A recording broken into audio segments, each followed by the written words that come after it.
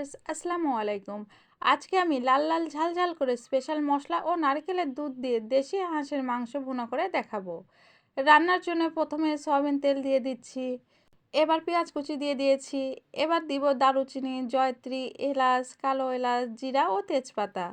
এবার পেঁয়াজের সাথে গরম মশলাগুলো ভেজে নিচ্ছি। এখন রসুন বাটা, আদা জিরা বাটা, মরিচ গুঁড়া, হলুদ গুঁড়া, স্বাদ মতো লবণ ও 1 চামচ ধনে গুঁড়া দেওয়ার পর সবগুলো মশলা ভেজে নিচ্ছি। মশলা পুড়ে না যায় এজন্য সামান্য পানি দিয়ে দিব। পানি দেওয়ার পর এবার মশলা কষিয়ে নেওয়ার পর পরিষ্কার করে কেটে রাখা হাঁসের মাংস দিয়ে দিচ্ছি। এখন হাঁসের মাংস মশলার সাথে ভালোভাবে নেড়েচেড়ে মিশিয়ে নিব। মশলার সাথে হাঁসের মাংস ভালোভাবে মিশিয়ে নেওয়ার পর এখন কষানোর জন্য পানি দিয়ে দিচ্ছি। এই পর্যায়ে পানি দেওয়ার পর ঢাকনা দিয়ে ঢেকে 5 মিনিটের মতো রান্না করে নিব।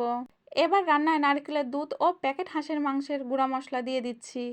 আবার নেড়েচেড়ে মিশিয়ে দিয়ে আরও 5 মিনিটের মতো রান্না করে নিব।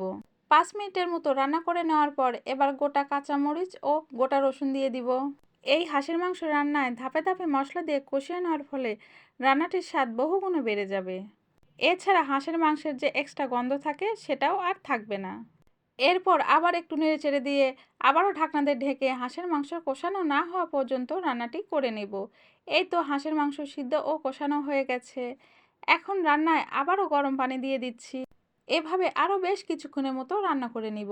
এবার প্যাকেট ভাজা জিরা ও গরম মশলা গুঁড়া দেওয়ার পর 5 মিনিট লো হিটে রেখে দিব। 5 মিনিট পর এই তো দেখতেই পাচ্ছেন রান্নাটির ফাইনাল লুক কতটা লোভনীয় হয়েছে। এভাবে হাঁসের মাংস ভুনা করলে রান্নাটি খেতে হয় দারুণ সুস্বাদু। রেসিপিটি কেমন লাগলো অবশ্যই কমেন্ট করে জানাবেন। ভালো লাগলে লাইক এবং শেয়ার দিয়ে রাখবেন। আল্লাহ হাফেজ।